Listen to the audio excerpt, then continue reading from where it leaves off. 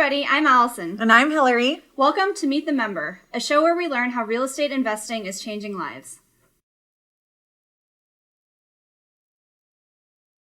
So today we are highlighting the members, Arian and Chris Lemire. They are from Walton Beach, Florida.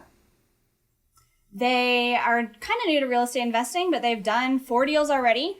And we're just going to talk to them about what they're doing on their free time, what foods they like. Traveling to the Philippines, all kinds of cool stuff. So let's meet the member. So if you guys will tell us just a little bit about yourselves, what you guys are doing, where you guys live, just so people can kind of get a feel of who you guys are. Hey, hi, I'm Ariane, and this is Chris, and we're investors in Fort Walton Beach, Florida. Initially, we were just going to be buy and hold investors, but we've also started flipping some houses just recently. We still work our day jobs currently, but we have a plan to get out of that. Yep. She's already scaling down her day job. Nice. That's really exciting. So you were working your day jobs. What, I guess, drew you to real estate? How did you find out that real estate investing was something you might want to do? And then actually, what motivated you to take those steps to start doing it? Right. So last year, I pretty much had an early life crisis. So after 6 years of school and finally 1 year into my first job, I realized that, wait, I'm not sure I can do this for the next 30 years. What have I done? Why did I do this? Right. So I'm in the medical field, and we pretty much work every holiday, every single day of the year. So yeah, it wasn't really very conducive to a healthy work-life balance. Or family life or anything.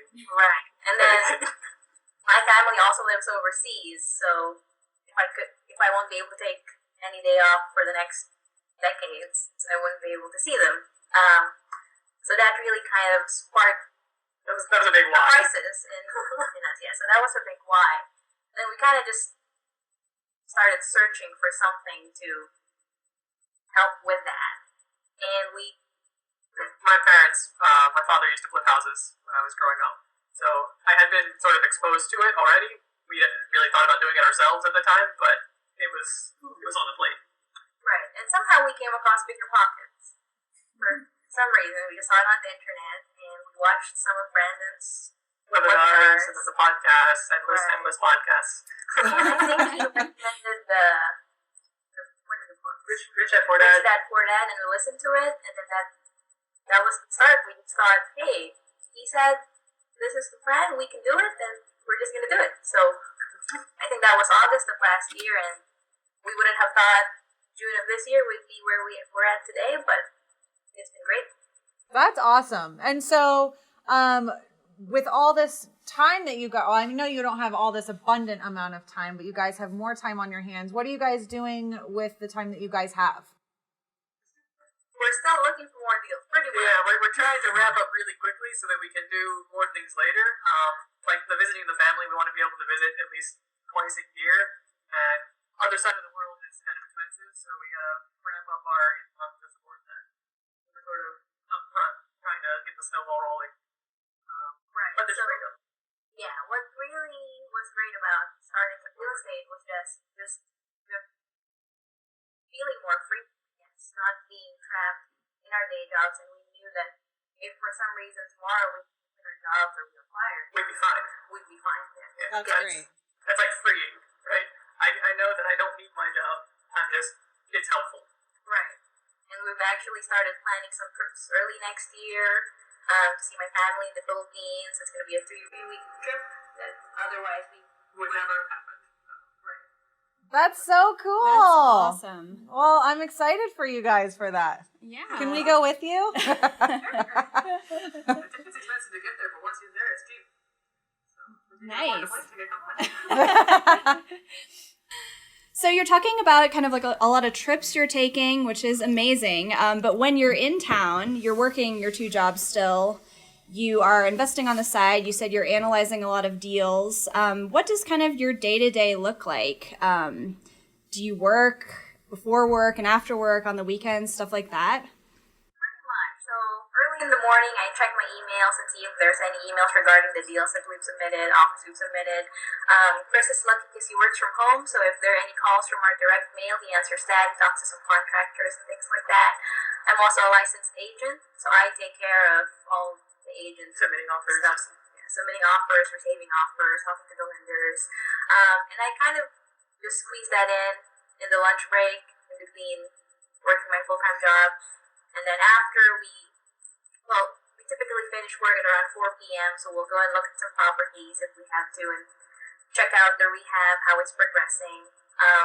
So we're pretty much kind of just doing it both at once, but even though we're spending quite a bit of time, it's just very rewarding because we know that even if we spend an extra 2 or 3 hours a day on top of our 8 hours at our day jobs, these 3 hours are actually for us instead of the company that we're working for. So we're actually building our own company, building our own wealth, and eventually it'll become passive income. So it's great. And preparing to scale down, so it's doing just the real estate. Right. We are both very conservative people. Even though we could probably just quit and pick up the real estate, we just want to gradually taper down and make sure that everything is working the right way before we quit. I get that. Sounds wise. Yeah, very wise. Do you guys have an idea of when you see yourself? Is there like a certain point where you can see yourself actually doing real estate full time and kind of letting your jobs go? Is it? Now we have to be accountable. So our plan is actually early of next year for me to finally quit my job and go full time because right now I'm licensed, so it kind of just makes sense just for me to start that. And then after that happens, we'll see how far we can wrap up the business next year, and then hopefully Chris can follow along by the end of next year. So that's the plan. We'll let you know. Yes, keep us updated. That's really exciting. So far, we're looking good. Like this year, we have projected to replace one of our salaries. Wow. So we're hopeful. You guys are working pretty fast. That's awesome. Full-time jobs, basically. Right? Yeah. And no kids yet, so we're dual income, no kids. Look at that. So you mentioned, Ariane, that you're a real estate agent. Did you get that in the process of being an investor, or did you have an interest in real estate kind of starting out already? Or I guess I'm just curious as to like how this all started. So starting out, we pretty much just got my license specifically for our investing.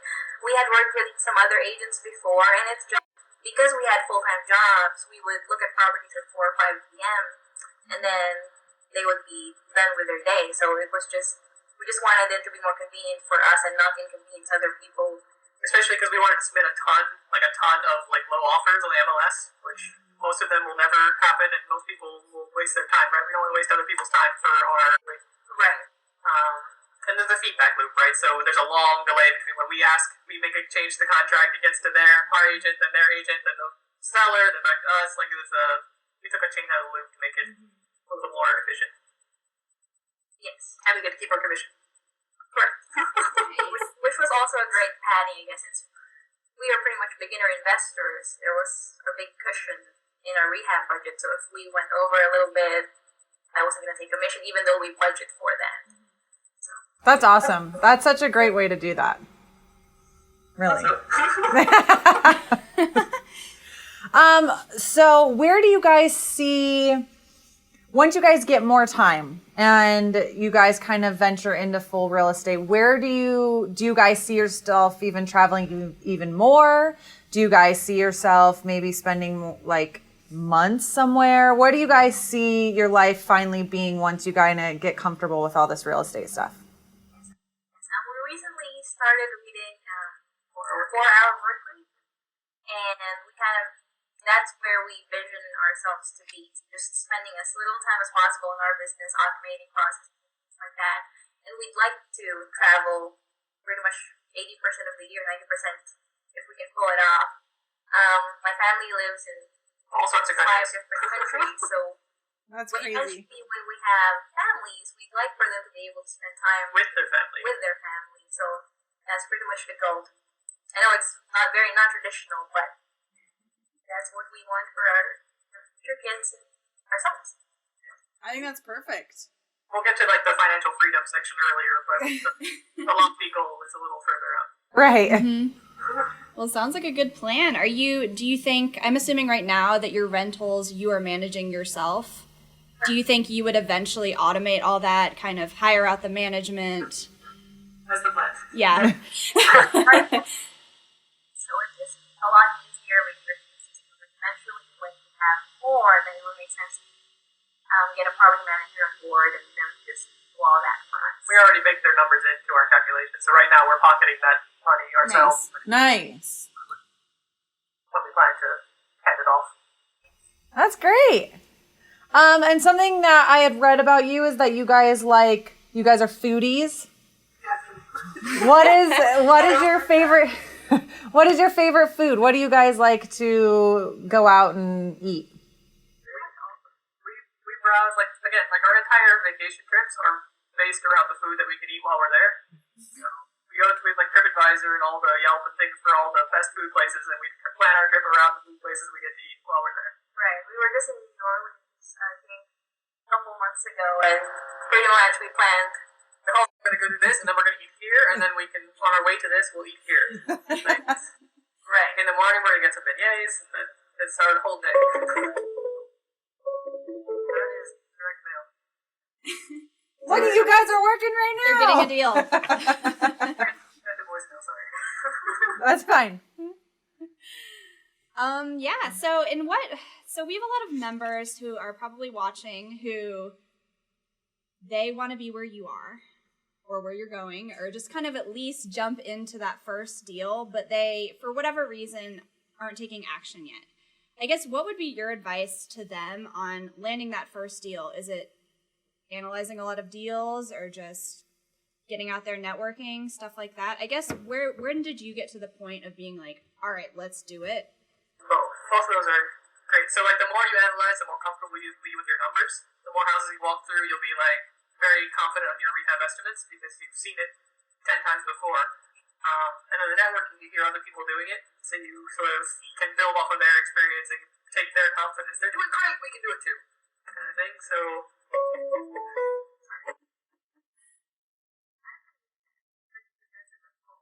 If you need to take it, we don't want to get in the way of your like deals or anything. We want you guys to go on more vacations. I'll never hear them anymore. No, it's fine. It's fine. Fine. Move on. I'll hang up. It's okay. Where were we? So yeah, definitely networking is good because you get to build off their experience, you can take their confidence. It's sort of like when you find other people who are as excited about it as you are, you can just get dragged along with them. Sort of it's comforting. Right. We actually met quite a few other investors on Bigger Pockets as well. We go to our monthly meetup. Two of them. Yeah, we go to 2 monthly That's meetups cool. every month and just talk to the other investors, see how they're doing. And it's amazing because we actually Oh, that's awesome. can share some of our knowledge. Which is really weird to us because we're sort of new too, but we have some sort of information we can pass on. Right. And then we get to meet established investors in this area, and they're pretty much just normal people like you and me, and it's just amazing to see that they're so down to earth and they just give us advice and tell us to just go for it. So if they tell us if they can do it, why can't we? So I guess that's what I want to tell viewers right now who might think they can do it or there are no deals around. We used to think that, but look, we have 2 rentals, 2 flips, and we're still looking for more. So there's plenty for everybody. That's so exciting to hear. Yeah. So, and are you liking doing I see a little note here that says you never thought you would be flipping houses. You would have thought you would be crazy to do that.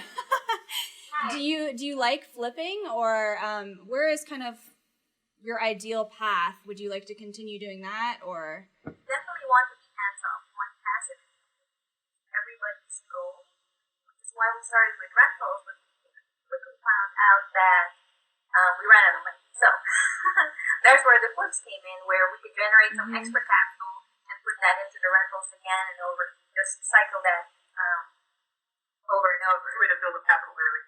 But like before, we were sort of not even considering flips, so like we were probably missing out on opportunities because we just didn't allow ourselves to take that risk. And now we're sort of more broad. We'll take the opportunity that comes. Right, but it's definitely calculated risk. Yes. So we make sure our rehab estimates are correct. We double check it. ARVs. Make sure we had the ARV. We actually ended up selling our first flip for, I think, 40,000 more than we had Not initially. conservative ARV. Wow. That's awesome. Wow. Conservative on that one, but we're investing. That's great. Well, I think that's pretty much it. Where would be the best place for people to be able to contact you? Do you feel like it would be Bigger Pockets through your profile? Yeah, we're always on Bigger Pockets pretty much almost every day. And we have a website as well, and you can reach out to us through Facebook. I think it's on Bigger Pockets. But yeah, just Bigger Pockets. Great. It's a good place to find us, at least. Until we get started. Well, cool. Awesome. Well, we will be posting this a lot of places, but on the blog where we have some cool photos of you guys, not only your projects, but kind of your travels too, just giving a good feel of the life you have while real estate investing, which is so cool. Sounds good. Well, thank you very much for having us. We enjoyed it.